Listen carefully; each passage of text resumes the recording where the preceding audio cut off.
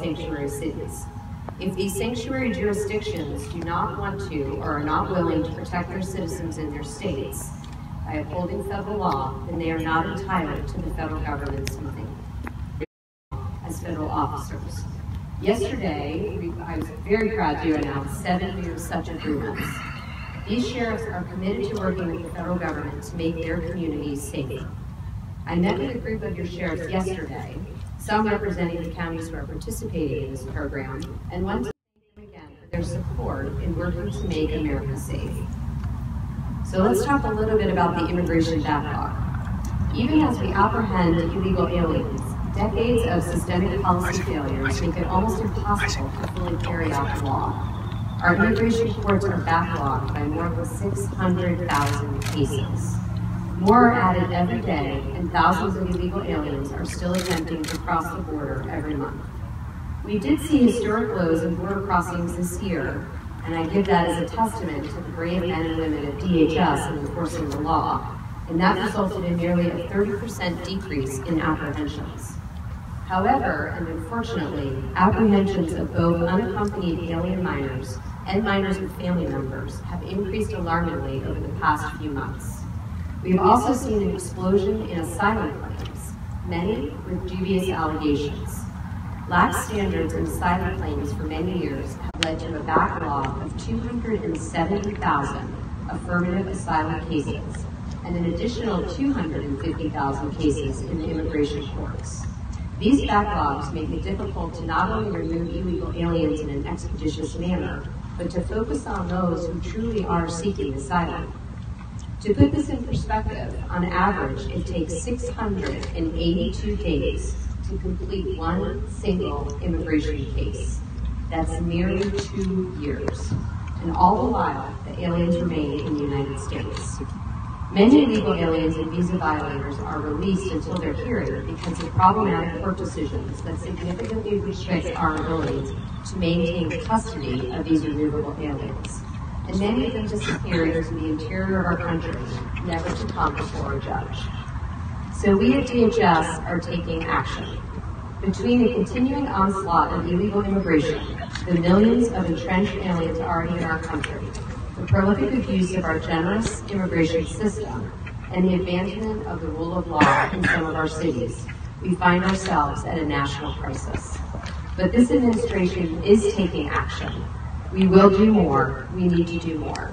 And it starts right here in the Rio Grande Valley sector.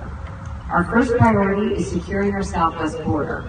Border security has 3 critical components, and they weave together and are all integral: personnel, technology, and infrastructure. We do need all 3 to be effective. The administration's initial FY 2018 budget request provides $1.6 billion for a new border wall system and new levee wall right here in the Rio Grande Valley sector. But as the President has said, this is just a down payment. We want and need more to secure our border. At DHS, we ask the frontline operators, and will continue to do so, where they need a wall. What kind of wall? What technology? What personnel? What equipment? And they told us.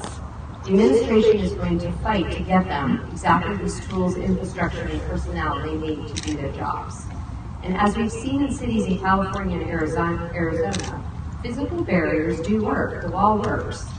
We have to stem the tide of illegal border crossers, and a wall is a proven tool to start that ability. We also need to ensure that we can remove illegal border crossers as promptly as possible. Border security is both stopping the illegal entrance and also expeditiously removing those who come into our country illegally. We are asking Congress to close the loopholes that minors and illegal alien relatives exploit, which result in overwhelming our detention facilities and bloat our immigration court backlog.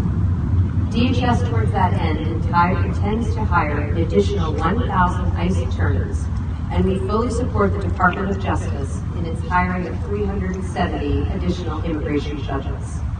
We are also looking at ways to reform the credible fear process, which unfortunately is abused by many aliens who make these dubious claims, to reduce the backlog and discourage abuse of the system. It's important to have these deterrents so that those coming here illegally understand they cannot stay. Asylum is for those who truly are in need of the protection of this country, not the opportunistic. Our system should protect those who need our protection. And to address the large number of illegal aliens in the interior of our country, we are strengthening law enforcement by hiring 10,000 additional ICE officers. Currently, there are nearly 1 million aliens who have been ordered by a federal judge to be removed from the country. And keep in mind, these are those who have completed a minimum of that 2-year process. They've gone through all of the appeals and have that final order of removal. We need more deportation officials to deport them. We are also supporting the Department of Justice intention to hire an additional 300 federal prosecutors to bring criminal aliens to justice. We ask Congress to help us close the loopholes and policies that hinder our ability to detain and remove. By ensuring mandatory detention for criminal aliens, we can make our streets and our country safer. And I just want to pause for a minute to talk about the dangerous job that the men and women of DHS do every day for the benefit of all of us. What they do every day in securing our nation is not easy. They have a very, very difficult job, one that is often dangerous. The department continues to mourn the death of Border Patrol Agent Martinez, who recently gave his life in the line of duty. Yesterday, I met with the FBI agent leading the investigation to get an update. Absolutely nothing is more important to me than the safety and security of the DHS officers and agents. And I wanted to ensure and talk to the FBI that they're getting all the support it needs in its investigation into this tragic death. I thank the FBI for all that they are doing, and my heart and my prayers go out to the Border Patrol family at large. While we await the results of the FBI investigation, we do know that this year saw a horrifying increase in assaults on Border Patrol agents. That has to stop. We will prosecute. We take this very seriously. 2 years ago, there were 403 attacks on the men and women of the Border Patrol. Last year, there were 678 attacks, a 68% increase. This illustrates one of the many ways in which the jobs are truly dangerous. I am honored to lead an organization where, regardless of the danger, thousands of men and women put on a uniform every day and head out on patrol, on the border, on the seas, by air, by vehicle, and by foot, to keep us all safe. They are the front line of our nation's security, and I will do all I can to ensure they have all the support, tools, and resources they need to complete their mission. I also would be remiss if I didn't quickly take a moment to talk about the terror attack on Monday in New York City. Unfortunately, we saw a situation where even one bad actor who enters our country and seeks to do us harm has the opportunity to do so. The President has been clear and outspoken in his concern that more must be done to keep the nation safe from foreign terror. As a result, the administration is putting in place new measures to stop terrorists from entering our country, including intensifying the vetting of U.S.-bound travelers, securing our borders, including building a wall, reforming our immigration policies, and requiring increased cooperation from all countries, and placing targeted travel restrictions on high-risk countries. We are also working to stop the terrorists from radicalizing and recruiting within our borders. We are stepping up information sharing, making communities more aware of the threat, and we're working with private sector partners to fight the terror propaganda online and make sure that we have the early warning tools in place to spot violent radicalization early enough to intervene. Importantly, the administration is looking to modify our immigration system to end misguided and outdated visa systems, such as extended family chain migration and the diversity visa lottery. Instead, we should focus on a merit-based system that would better support both the assimilation of new immigrants and the U.S. economy. These are, just to be clear on that point, these are not either or. We need to do all of those things. We need to do them to stop the terrorists, to stop the criminals, to promote our economy, to make our nation safe and prosperous. So just in closing, I am proud to serve alongside the dedicated men and women of DHS who work tirelessly day in and day out for the security of all Americans. And I thank them for hosting me here today. And I have one message for those thinking of coming here illegally or in overstaying their legal visits. Your time is up. We will no more stand for this.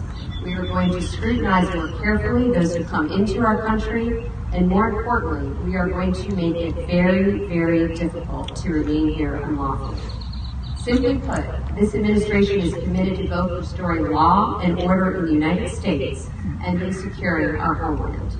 I do thank you all for your time today. I thank Deputy Commissioner Vitella and Chief Padilla, and I'd be happy to take a few questions if we have time. Secretary, what do you learn that you were at the border? What were you surprised the most? Did you hear about the traffic units that are company children? What did you take in all of that? What is going on there? Yeah, so let me take that as two parts. First, I think I was levy as part of this wall that protects the community from flooding, and then you have a wall on top of our fence that keeps our country safe. So I've been very impressed with the community partnerships that exist in Texas towards our security. In terms of the unaccompanied alien minors and family units, yes, we are seeing an uptick in that, and we're finding various ways to deter that. It's a tremendously dangerous journey to get here through smugglers, through traffickers, through coyotes.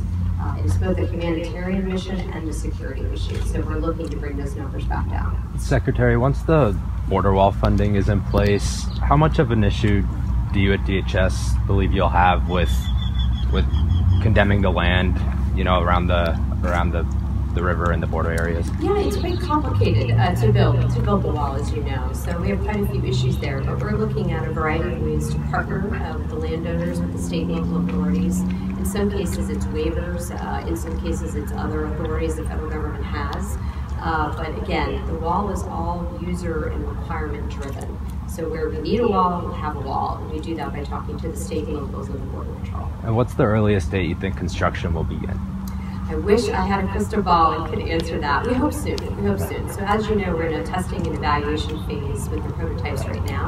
And once we have a statement of work and we understand the needs, then we will take the solicitation further. Thank you. Ms. Secretary, there has been a lot of resistance from environmental groups in this area that any theoretical border wall will affect the environment. What do you make up of that? What would be the solution? I think we have to assess it. I think each area is very different. Each area has now different natural barriers, different needs. Again, this was an example of where we had a flooding issue. But I think it's important to engage them, and I know that the Border Patrol is doing that, and I'll continue to work with Commissioner McElroy on that. Last question. The National Butterfly Center here in Mission, they complained to us that the government was on their property doing some kind of research earlier this year, and we still haven't gotten a clear answer as to what was being done up there. I'm not familiar with that, but certainly happy to look into it.